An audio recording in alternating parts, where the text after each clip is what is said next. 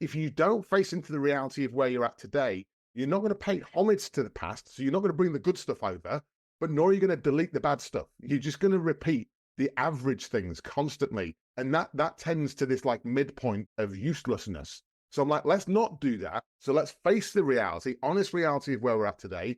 What are the things we need to kind of unlearn and maybe reduce or get rid of? And what are the things we need to elevate?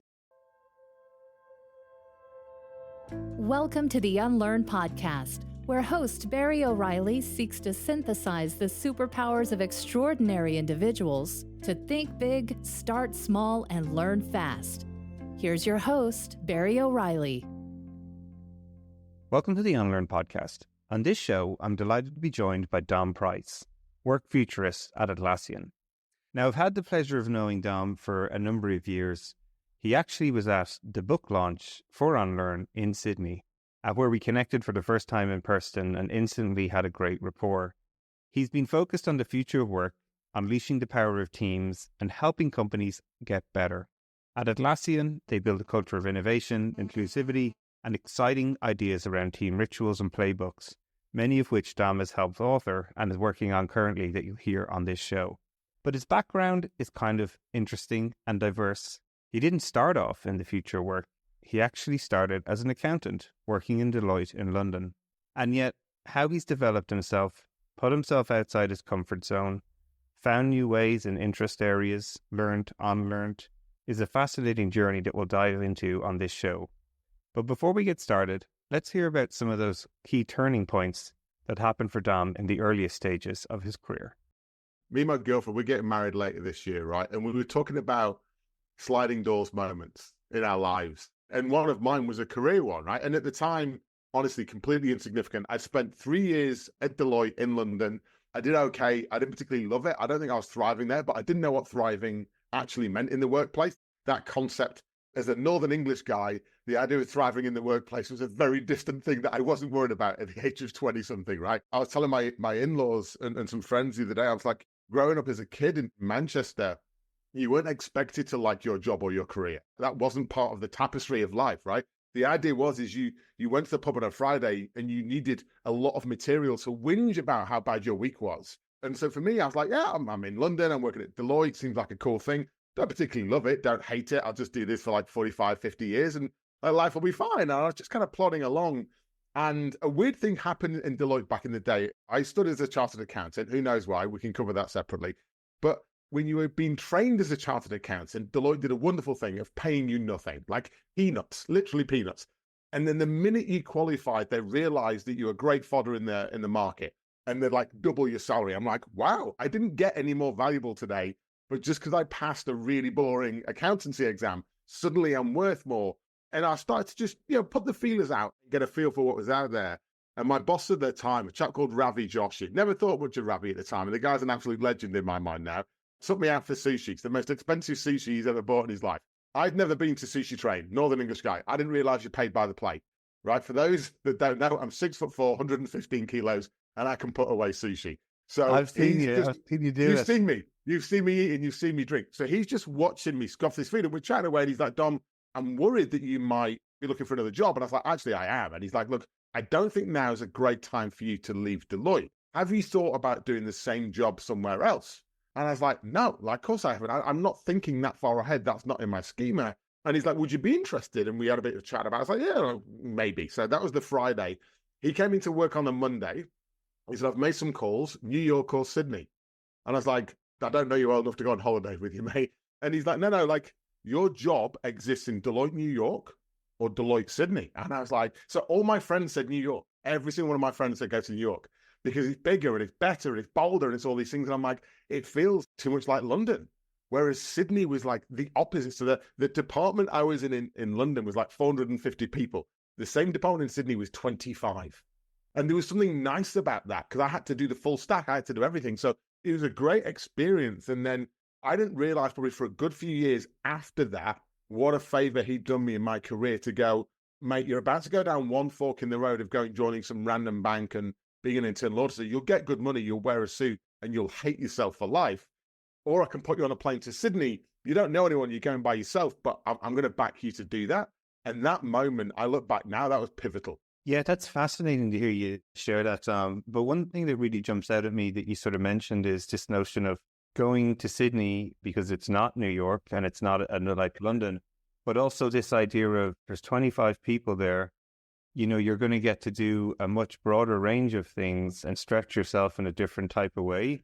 That resonates massively with me because I never did well in big companies. I always felt like once companies started hitting like even a couple of thousand, I felt like the ability to tie both what I was doing with impact, or like I just like to sort of be able to see how what I'm doing connects to things. And in a smaller company, team, group, and watching that grow, I enjoyed that because I liked sort of, fixing the light bulbs and then, changing the waterworks or whatever it needs to be done. I'd imagine you hate being put in a box. Oh, look, it's always one of these things that's very hard for me where I like getting my hands dirty. I like sort of trying different things. Well, you don't fit in a category. And I think when you're in a small company, not fitting in a category is a plus. It's like, yeah, you mix around. And then you get to a certain size and like, I need a specialist in this one thing. And you're like, oh, no, I do 5 things like really well. I'm like, no, I want you to do one thing. And you're like, that's not me.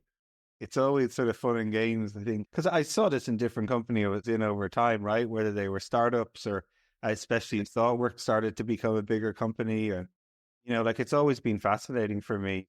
So tell us a little bit more about like what were like some of the first steps. Like you went to Sydney, had a great time. You still live there today now, but you also got these opportunities to sort of look at different skills, different roles. You eventually joined Atlassian in the sort of early days of the company too as well. So, what were some of those steps to figure out, like finding your jam, if you will? Like what was the things that helped you sort of go through that process? I wish it was as like simple and logical as like showing someone a process flow, right? So someone else could follow. But probably similar to you, Barry, is because I never fitted into a singular box and nor did that give me any sense of reward or satisfaction.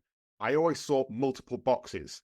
And therefore, whenever I saw a new box, I'm like, ooh, new box. Like everyone else is sat there going, it might go wrong. What if it's not a real box? And I'm like, all right, I'm just going to dive in. It's a box. I mean, what could possibly go wrong? And so my entire career, if you map it out, is very opportunistic. And you can try and reverse engineer it and tease out some kind of red thread and go, oh, here's why. And I'm like, it's not that sophisticated. It's literally opportunistic. So, when I came to Sydney, smaller organization, and the opportunity was, like I say, full stack, right? So the last job I did with Deloitte in London, I was one of 120 people at the client side. The first job I did in Sydney, I was the one person. And I'm like, oh, I'm collecting the information, doing the interviews, doing the documentation, writing it up, submitting it, and reviewing it. I got to do everything. Now, the thing was, it's a tiny customer, so there was no blue chip recognition, right? My final client in Deloitte was this major international bank. So on paper, it looked great. No satisfaction for me. So I've just flipped that and gone, this doesn't look great, but great satisfaction for me. Sod it. I'm going to do more of that. That's a gravy train I can get on. So just started doing random engagements with random clients and really enjoyed it until I realized that the world of consulting wasn't for me, right? I liked the idea of advising, but I really wanted to get my hands dirty. I just wanted to do it. And so I took a bit of time out and went traveling the world. And when I came back, there was only one option. I had to go and join one of my clients, right, from my time at Deloitte, because I had to see it through. So I remember the day, the guy is still a friend of mine, Dave Hughes, hired me in an organization I've done some consulting with for a few years. And on the first day, plonked these giant reports on my desk. And he's like, you wrote these and now you can deliver on them. And I remember flicking through these highly utopian, generic recommendations from some absolute dipshit called Don Price, reading them going, wow, that's never going to work. That's not real. No one can achieve that in that time. And I'm reading them. I'm like, I own these now. So I got what I wished for. And I say, people, be careful what you wish for. But that sent me on this journey of going, I actually want to see it through because I want to know what reality is. I don't want to be a consultant forever in this utopian world of writing reports that it doesn't matter whether they're true or not. I actually want to see what happens at the coalface. So I did 3 and a bit years in an organization where I didn't love the product that the organization delivered, but I loved the fact that I got a huge amount of freedom and latitude. I had some senior leaders that were smart, that needed to turn things around. The company was in a mess, and I'm like, let's do that. But again, this random rich tapestry that took me from being a chartered accountant in Deloitte in 2000 to running software teams and development centers and large programs of work in 2030. And you're like, what? So in 13 years, there was this weird. There's no one day where I kind of popped out as a butterfly from the chrysalis, but each day it was taking on random new opportunities. And every time a project came up, I'm the idiot that goes, yeah, I'll do that. I don't want to work out if I can do it or not. I've not got time for that. I'll work that out once we get started. So my bias for action helped, but it's also just surrounding yourself by people and going, I'll give it a go. And if you're going to support me, you want me to succeed, and I'll learn a huge amount along the way. It's why when I met you a few years ago, this concept of unlearning became really relevant, because I met the topic and you at a time when all that rich tapestry also meant a lot of baggage. When you change careers and you change modals and you change industries, you take baggage each time. And I don't think I'd really conceived how much baggage I was carrying. I remember conversing with you about it one day, and I'm like, that's a lot of weight I'm carrying that's probably not adding a dividend right now.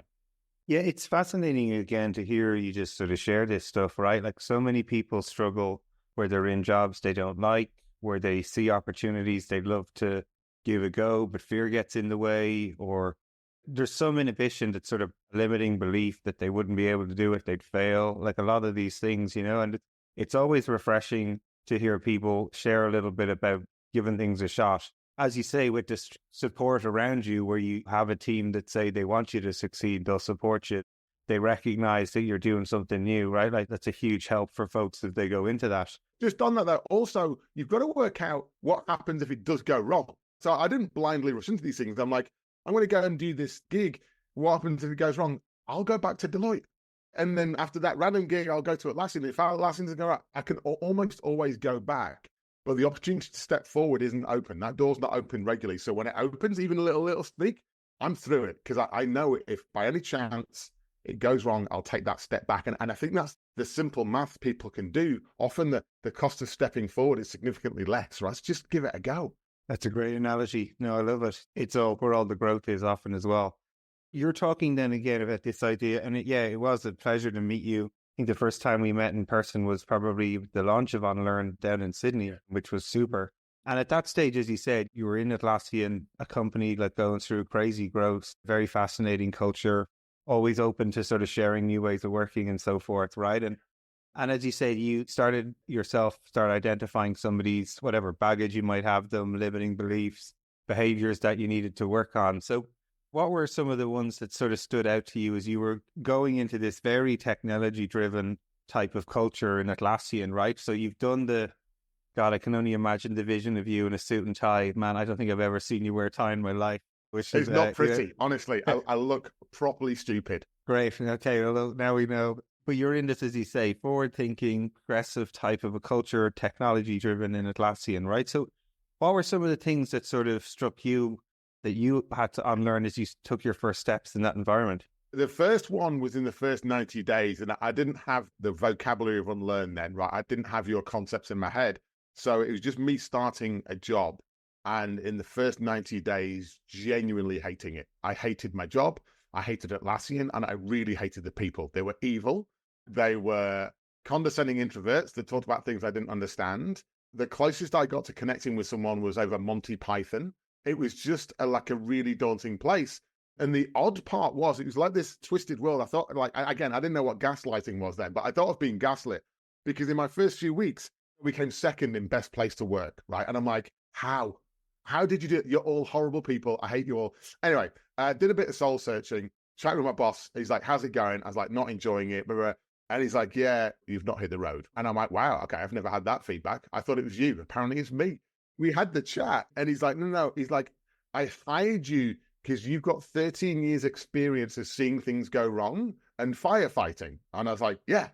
And he's like, you keep on starting fires. Stop starting fires. And I'm like, holy shit. Because I had nothing to do. I'd start a fire, put it out and go, see? And I was like, that's weird. Every time you're around, Dom, there's a fire. And I'm like, nah, it wasn't me. I just happened to be there. And he's like, no, we've hired you to fireproof. So he said, I want you to take what you've learned in the last 13 years, what you've seen happen and go wrong, reverse engineer it and prevent it from going wrong here as we scale. I'm like, oh, that's a brilliant job. And he walked out the room. Now, I'm over the moon because that's a dream job. I haven't got a Scooby how to do that. I'm like, thank you. That is an amazing job. How am I meant to do that? And he's like, explore, experiment, blah, blah, blah. And like, he rattled off all these words, and he was too busy and too much of a genius that disappeared out the room. So he gave me the space and the time and freedom to say, think ahead, not back. And as we think ahead, so the example he gave me was like, Dom, last year we hired 30 engineers and we're over the moon. We nailed it. Next year we're going to hire 100. The way we hired 30, we can't do it 3 times over to hire 100. Not only how we hire them, but the candidate experience and the onboarding experience, how we integrate them and get them to. So I was like, okay. And he's like, and then how do we get them into teams? And how do those teams rise? So each time we went on a scaling journey, I got the opportunity to think about what our organization might look like and what new systems, new rituals, new habits would need. And I think there was a size where we naturally, when we added a new one, naturally removed the old one. And then at some magical point, we stopped removing and we just started adding until I felt this bloat, right? This organizational bloat of, oh, it just feels a bit heavy and a bit slow to get stuff done. It's great to have these like little signals as you're describing, you know, like it's funny as well, your story, like your sort of entry into Atlassian. I always remember in my time in ThoughtWorks, when I joined on the first day, even the office was a very unique culture. You'd walk in, there were 4, I don't know, like banquet style tables. And that was it. And I didn't know who anyone was. There was no offices. There was just like an open plan.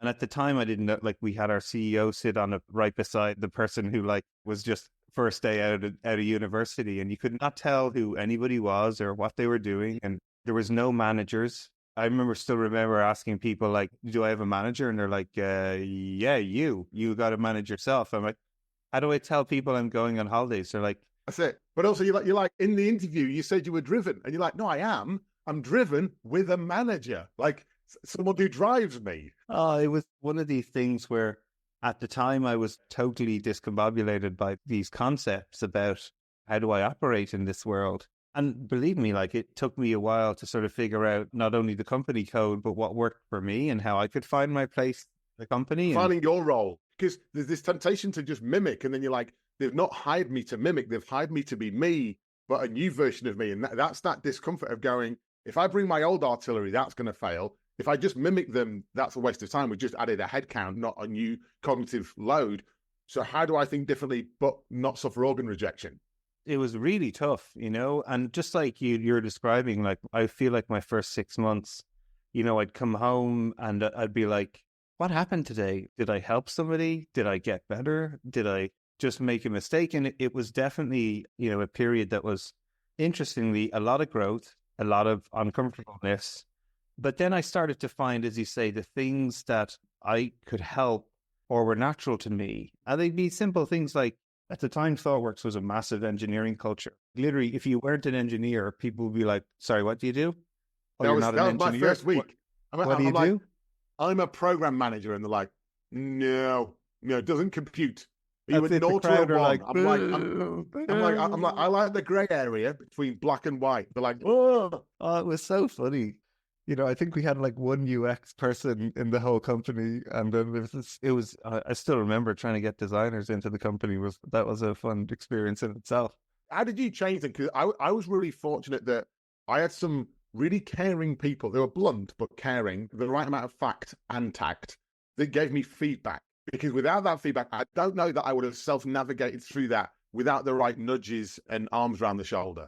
Yeah, no, it was a very interesting dynamic, right? Like it was definitely high expectation. You knew people were good at what they did and they looked for excellence in what you were going to bring to the team. Yeah, everyone's there to lift the bar. Literally, you know, like hilariously, like I think one of the first people I met on my first day was a guy called Jim Weber, and he's sort of renowned for, at the time, he was writing all these ideas around service-oriented architecture or APIs. He'd written 3 or 4 books. And he's like, hi, I'm Jim Weber, looking forward to you trying to manage me on a project. And I was like, oh, this is going to be hilarious. Challenge accepted. Very dry humor, but, you know, just a fantastic guy, you know. But instantly I was like, you know, you have all these anxieties about, am I good enough? These people are like, I'm playing in the Premier League now. It was a good sense, but that was it, like finding the thing that was unique to me or my point of difference to the team. That was actually where things started to really light up for me, because I was working with a lot of engineers that were super bright. They could decompose problems. They could build awesome architecture, scalable, whatever. But one of the things that was lacking in that company at the time was there was not a lot of people who knew how to build products, who were comfortable talking to customers, prototyping, testing. because my previous world had been in startups and small teams, I was used to like drawing mock-ups and showing them to customers or running user tests. And I started doing this on some of the projects with engineers, and they were like, "This is amazing." I thought that they were going to click this button. The thing you saw as just normal, they're seeing it and going, "Wow, that's I'd pay for that." It was fascinating, It sort of then kickstarted this just a different type of collaboration then that would happen, where the engineers were suddenly like, "All right, yeah, let's go talk to customers. Yeah, let's get feedback on what we're building. Does anyone care? Like, it doesn't matter how well it matters it's well engineered, but no one uses it. Does anyone actually want it?" Yeah, that was sort of a huge breakthrough for me. And then I could start to understand more about myself. It gave me a bit of confidence. And, the massive accelerator was someone encouraged me to say, "You should start writing about this." Yeah, share it more broadly. Yeah, and I'm dyslexic, so writing for me was like scaling a vertical wall. But again, the thing that started to happen is that people started to encourage me more and go, "Look, write a draft. I'll give you feedback on it." So yeah. We'll amplify. So it's funny. So my experience was not that subtle. Mine was way more brutal, which was, I don't think I ever had honest feedback in 13 years. We'd played the feedback game with the feedback sandwich and all the dance and the theatre and whatever else. I'd never had actual feedback. So after 13 years of thinking I had and I hadn't, when I finally got it, really confronting. I'm like, whoa, like, tell me what you really think. And people are like, "I just did." I'm like, "No, I know." And it really fucking offended me. And then I'm like, they're not having a go. It took me ages to realize they're not trying to punish me or put me down. They're trying to just chisel the sharp edges and help me. And so each time I got that, I'm like, just pause, just like absorb it and consume it and then work it out. And eventually I found a niche like you, but it was through some quite sharp elbows along the way. But similar experience, I'm like, you're highly intelligent people. You're not threatened by me. So you're not doing this in some kind of weird political game. So I genuinely believe you're doing it for my best interest. You just need to understand I've not had feedback for 13 years and I thought I was really good.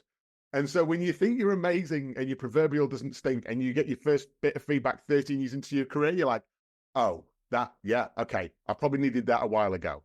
Oh, that's awesome. Yeah. You're reminding me of so many stories now. Like, one of the great things we didn't have managers in ThoughtWorks at the time, but we had this notion of like a sponsor, someone who would, when you were totally discombobulated, you could press the red button and this person was obliged to answer the phone and go, "Okay, yeah. How you doing there?"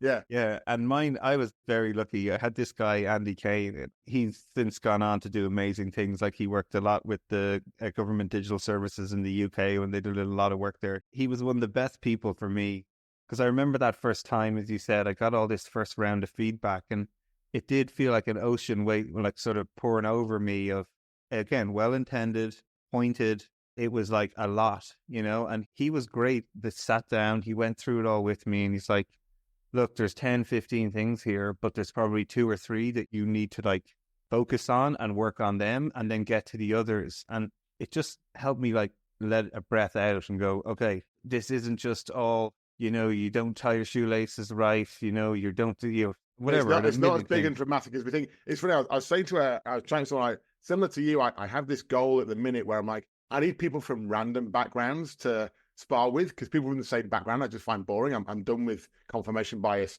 So my Sunday morning was spent with the director of basketball operations from San Antonio Spurs basketball team. Why?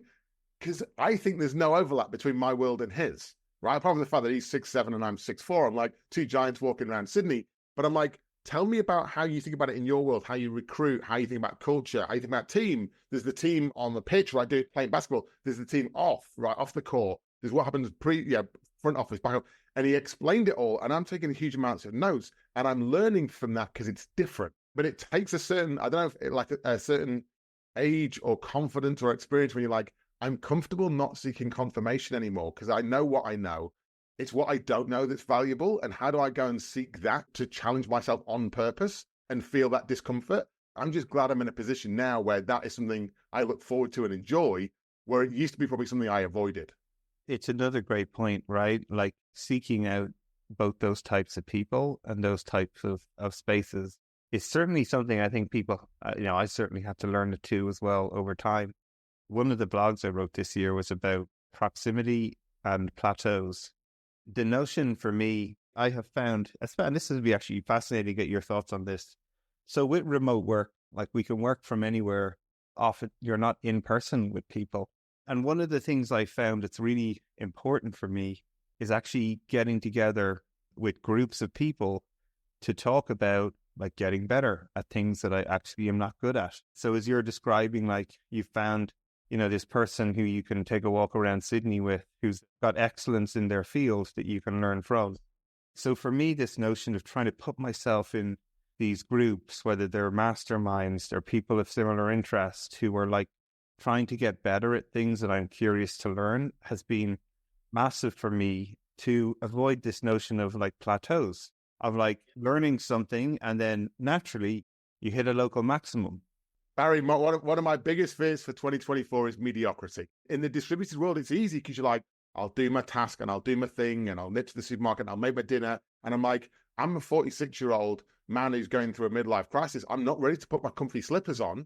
I've got the hunger, but if I don't seek that stuff out, the hunger goes. And actually, I'm like, oh, I'm content. This is fine. And I don't want fine. I don't want okay. I don't want nice. But there's the two avenues that I literally have to like kick myself to do this. One is the orthogonal one, like you're the masters of a different field. And then last week, I flew my team in from around the world and we hung out in Sydney for the week. But the very first thing we did on Monday morning when they landed, we did the Bondi to Coogee walk and back again, 14-kilometer walk. Just as three humans, just shoes, socks, shorts, t-shirt, like just walk and talk side by side, not boss, leader, subordinate, right? No one-on-one. It's just, let's just walk and talk and hang out. And then we did a walk on Tuesday because the walk on Monday went so well because we missed that connection. Now, we bump into each other at events and hang out throughout the year, but that was a week of intentional togetherness. And we all rose in that week. We raised the ceiling, we raised the floor. Everyone benefited from the week. We can't be in person all year round because we live in different continents. But that week for me, there's a level of connection and bonding and discussion and trust, whatever the magical words are, it just made sense. But I find when I don't have that consistent time frame, I just wallow in mediocrity and then everything's fine. It's like, yes, okay. It's definitely become top of mind for me too, trying to create those opportunities. Listening to your story, right? Like your journey's fascinating, things you've had to unlearn. What are some of the things you think about even in our industry now? Like what are some of the themes that you're seeing that like as an industry, I think we need to tackle and maybe unlearn? Yeah. So I had a bit of a moment during the year, but during 2023, so for context for your wonderful listeners, I spend half my time outside Atlassian with companies of all shapes and sizes going through change, transformation, whatever they call it, normally large enterprises, and trying to help them navigate the treacherous waters of, we're a 200-year-old bank or a 900-year-old telco or whatever they are, and helping them through that. And normally it's the same recipe that you've seen a million times. They're like, we got on a plane, we did a study tour of Shopify and Facebook. And I'm like, that's good. You're not a music streaming service and you don't build social media. So why did you do? I mean, did you just fancy a trip to San Francisco? Like, what are you doing? And so this whole nostalgic adage that I can nip over to Spotify and suddenly become a cool company and just call everyone a tribe, I'm done with it. So as I've seen people waste good money on that and not get anywhere, no offense to Spotify, but it's like people just trying to copy and mimic without understanding the nuances. I've been trying to understand, like, what's the reality? So post-pandemic, there was the surge in work futurists, and everyone's now talking about the future of work. And now if you just shout AI or 5G, you're a credible futurist, right? And so I'm seeing all that, and I'm like, actually, it's smoke and mirrors. It's a little bit of snake oil, and it's this weird theater and hand wavy, but like you scratch the surface, there's nothing behind it. I had an opportunity last year. A good friend of mine curates South by Southwest Sydney. The first time it's ever run outside of Austin. She rang me up about 7 or 8 days before the event. She's like, something's going on, blah, blah, blah. I need like an opening keynote on the Monday morning. What have you got? And by the way, I'd prefer you not to use any existing content. I was like, okay, right. So I went back to my notebook, and I'm like you, Barry, I write stuff down. Like, I don't always use it, but I write stuff down. So I went through 8 years of working with different customers, different industries, locations, government, private, public, all this stuff. And I'm looking, I'm like, there's got to be some threads in there. And I just had this moment where I'm like, everyone's so distracted by what might be in 2030. Who's looking at 2024? Who's looking for the fertile ground today to plant the seed, to nurture the seed, so we've got something to chop down in 2030? And I realized that it's no one. Everyone's just sort of waving their hands and flapping around on digital whiteboards. So I decided to write what I've called the Modern Work Manifesto, which is like this It's like me yelling from the top of a mountain, can we stop getting distracted by 2030 and just do a good job today? But to do that, we have to face into the reality of where we're at. And part of the inspiration behind this, and this isn't me blowing smoke up your arse, you've already bought me as many drinks as you're ever going to buy me in a lifetime. I'm not going to get another drink out of you. Is unlearning is a concept in there where I'm like, if you don't face into the reality of where you're at today, you're not going to pay homage to the past. So you're not going to bring the good stuff over, but nor are you going to delete the bad stuff. You're just going to repeat the average things constantly. And that tends to this like midpoint of uselessness. So I'm like, let's not do that. So let's face the reality, honest reality of where we're at today. What are the things we need to kind of unlearn and maybe reduce or get rid of? And what are the things we need to elevate? So my favorite right now in the Modern Work Manifesto is flow over silos. Silos are good. Ask any farmer, right? Farmers love silos. Silos aren't bad, but the fact that the org chart determines how we work is absolutely stupid in 2024. If you build a strategy and cascade it down by department, you've cascaded something fast and in a useless fashion. Because we all know work happens that way. It happens laterally across the organization. So I'm trying to work with companies to go, how do you get flow across the organization, which is my team understanding who's upstream and who's downstream and having a good social contract with them of how we work together. That adds value. Everything else is theatre and noise. So I've got this, like, I don't know if it's the addition of, I've got 17-month-old twins at home and I've just got this impatience. Maybe it's the middle-aged man thing. And I'm like, can we just stop with the dance and the pretend and just do something that might be valuable? I don't know. Like, if one more person has strategy in the title, I'll pull out the last remaining hair on my head. I'm like, it's not that you're either strategic or tactical. We just need someone to actually do some work because that's what the customer's waiting for. So my thing for this year is certainly with the leaders I'm working with, C-suite VPs, whatever, even down to people that aren't called leader, but are leading something. I'm like, find the fertile ground, plant the seed, nurture the seed. And that is a time horizon 2 or 3 activity that you do today for future benefit. Otherwise, we'll inherit a future we don't want. And none of us want that, but we're just sort of, for some reason, we think we're passengers. I'm done with being a passenger. At least you'll have some funny stories to tell along the way, Dom. That's what makes me laugh. But like, you're right on with these ideas of thinking end to end rather than silos, right?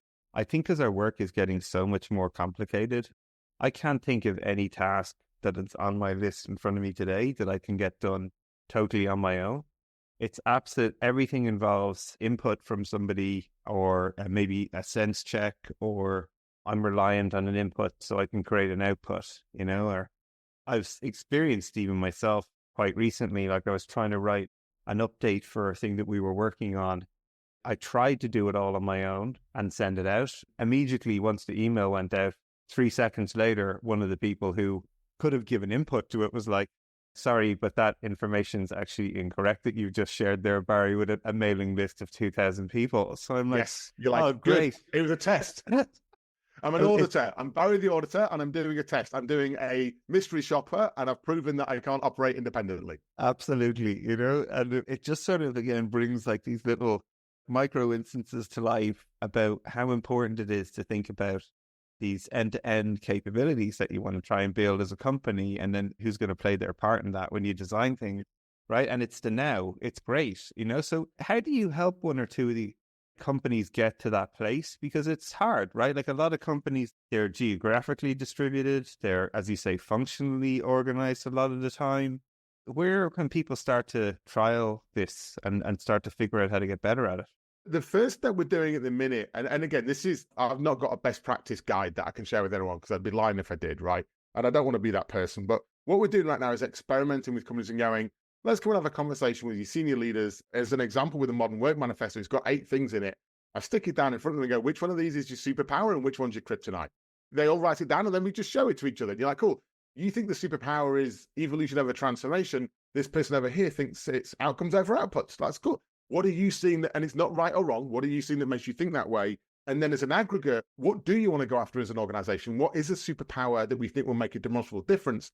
And which kryptonite might be holding us back? If we don't deal with that first, if we don't do the game of subtraction and remove something that is slowing us down, right, or even stopping us from being more effective, if we don't remove that first, we'll never get to invest in the superpower, right? So it's normally this, what their conversation, and we've done this before, is around balance, right? If you're at capacity, let's not sprinkle anything in. Let's remove something, get to 75%, then add something in, which organizations hate doing. So you've been in these conversations, where they're like, these are our priorities for the year. I'm like, oh, 19, that's exciting. So no priorities then. Like, you've not got 19 important things to do. You've really got 3, but the other 16 are distracting from the 3 that are really important. So the great news is that these companies aren't engaging me through a Deloitte, McKinsey type engagement. So they literally get me to do it because I can be brutally honest. I'm not trying to win the next contract off them to sell some agile transformation. So I will be honest, and it hurts. And they're like, we'll never invite you back. And then normally 3 months later, they're like, can you come back and drop some more truth bombs for us? Because we do want to change, right? And so there's a few organizations I'm working with now, and you're just seeing it sort of tweak. So there's one organization I've been working with. They were about to kick off an agile transformation. Doesn't matter that agile was invented 23 years ago, but they're kicking off an agile transformation. And I said to them, do you mind me asking why you've called it that? And they were like, because that's the thing we've bought from the big consulting firm. I'm like, was that the original goal? Like, why are you doing it? And they're like, oh, we want better ways of working. So we want more engagement with our teams. Our teams don't like how we work. They find it quite old school. And we want faster time to market on our ideas. I'm like, cool. They're 2 really good things. I just don't know why you're calling it agile transformation, right? And there was this like pause, and they're like, huh. I'm like, because I don't know that that's your goal. Like, you're not going to open the agile room with a ribbon and go, we're now agile. So what's the point? But it started a secondary conversation around, well, what are our goals and what is the current reality? And therefore, where would we start with change? And that became a very action-oriented change program that I'm like, oh, I'll help you with that. But that boring agile transformation, go and give 40 million to someone to give you some PowerPoint slides. Like, that's not my game, right? I don't want to do that, Dan. So the practical, pragmatic, hands-on, like, how do we drive sustainable change?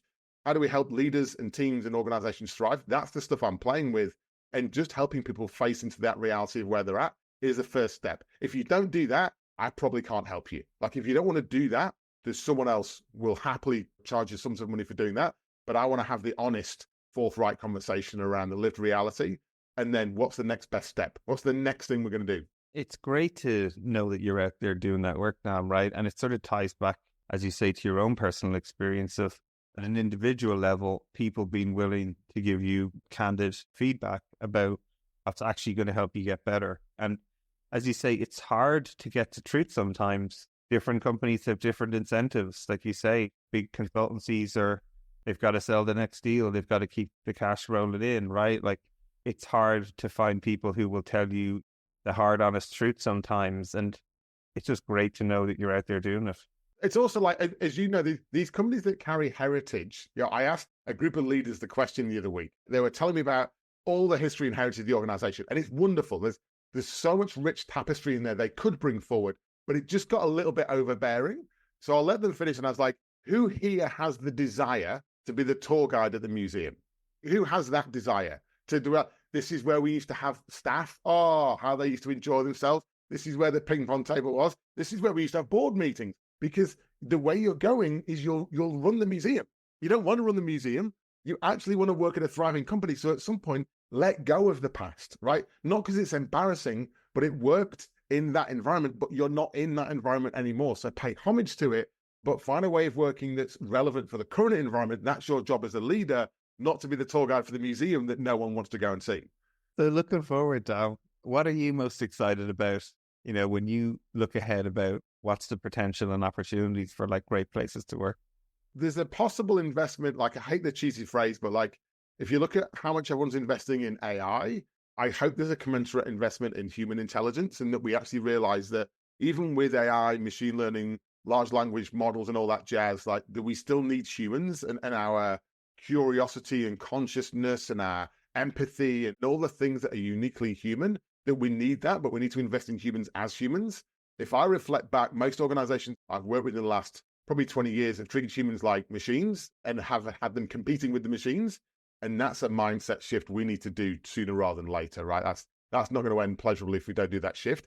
I think if we do that, we can actually find a way of finding better ways of working, more balance in work. I've certainly found more balance in the last few years since the kids came along. That was a forcing function to find more balance and Absolutely. still be successful, right? It wasn't awe. There was a stage where I thought it was awe. Like, do I be a good worker or a good friend or a good socializer or a good partner or a good dad?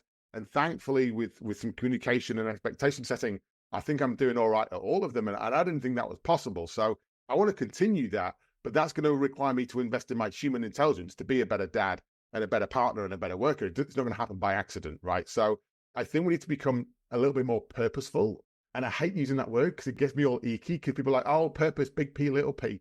I'm like, just like do it on purpose. Have a reason for doing what you're doing rather than just going blindly through the motions. And then for me, I think whether it be the whole kind of where we work discussion, which hopefully goes away at some point and balances out, I think we have a chance that we've not tapped into yet. And you talked about this before, to build community. I was thinking the other day, like, I play for an over 45s football team, right? We're bang average. We won a medal last year just for surviving, for at least number of ACL injuries, probably. Yeah, but, I was going to say minimal injuries in a season. Most players who could walk at the end of the season. But we do play football and we play okay. We're not going to get any major awards. But when the game gets rained off or the odd weekend, we'll meet up for a few beers and we'll chat. And it's like a men's shed where you go with your woodwork to get something fixed. Like, we just chat about stuff and there's no ego there. There's no, I'm the CEO of this and I'm the boss of that. It's a group of like really average, middle-aged, slightly overweight lads having a couple of beers and a chat and talk about life and feeling better by just sharing stuff. And I never really would use the community word to describe that before, but there's something now, because I'm spending less time physically in the office, that community is elevated for me because they have a different role now. They're not just a distraction. They're part of like my psychological safety in life, right? My sense of belonging, my identity is going for a Guinness with the lads, right? And so I think if we can redistribute our time and energy and spend a little bit more on community and self and family and other stuff, I think we can be happier. I think we can actually thrive as a society. It's not going to be the old way. I think people might take on your book Unlearning and think it just applies to work and not realize it actually applies to life. And that's the bit that people miss. It's like any like self-help development thing I do with a leader, I'm like, you can do this on yourself with your husband or wife, let alone with your colleagues. Right on. You know, it's great to hear you share all this because for me, again, it's a huge part of the system that keeps me ticking over. I need these groups, whether they are their communities, people that I play soccer, rugby with. There's people that I join that build startups. There are places also where I can go and think differently and be myself and learn from other great folks and help one another. Again, I definitely became very aware of that, certainly in the middle of last year, because I can do 14 calls a day, no worries, but I'm in my office at home on my own, ultimately, you know, and there's a huge thing about, again, one of the reasons why I've certainly focusing much more this year on the proximity aspect of just being around people to help me get better. So yeah, right on. There's a message in there, Barry, because you've had that before, right? And you're in a different situation now, but it's like, that is an action I believe is within virtually every one of our control, right? It's not unachievable, right? It's very doable. You've just got to get on and do it and crack on. And then when you do, and you find those different communities and groups, honestly, if you find out the thing that fills your cup, don't be apologizing for doing a little bit more of it. If it fills your cup, do a little bit more of it. Stop apologizing. And I think you know that now, and I've learned that, right? And therefore, I think that builds on this level of balance. But I'd say to anyone who doesn't, just go and work out the things that fill your cup and then just do an hour more of it a week and see what happens. It's always a pleasure to hang out. Loads of fun little anecdotes and stories I'm sure the listeners are going to enjoy for many times over. Thanks for coming to share on the show. And right. I'm definitely sure we're going to have you back again in the future. Yeah, next time's over a Negroni after what you did to me last time. I'll leave it at that. Hey everyone. I hope you enjoyed that show, but I'm even more delighted to share the exciting news. I've recently co-founded a new venture studio named Nobody Studios. Now, Venture Studio is a vehicle for the rapid creation of new companies, from ideation to acceleration and growth. And our purpose at Nobody Studios will be to de-risk pre-seed stage business ideas. We'll do this by minimizing the time, speed, and capital involved in validating truly repeatable and scalable business models before any significant venture investment. We've an audacious goal to start 100 compelling companies over the next 5 years, and who knows how many beyond that. So if you're interested in radically changing the way work is done, how products are created, companies built and funded, even democratizing the wealth creation and how returns are distributed, this could be the business for you. We're looking for talent, capital, and influence. If you wish to contribute any or all of these, just get in touch. You can follow us on nobodystudios.com on our LinkedIn page, all the social media accounts, or simply my newsletters and what I'm sharing. We'll be launching a truly innovative crowdfunding campaign, and I'd be honored if you'd be willing to join us on this journey and become a nobody yourself.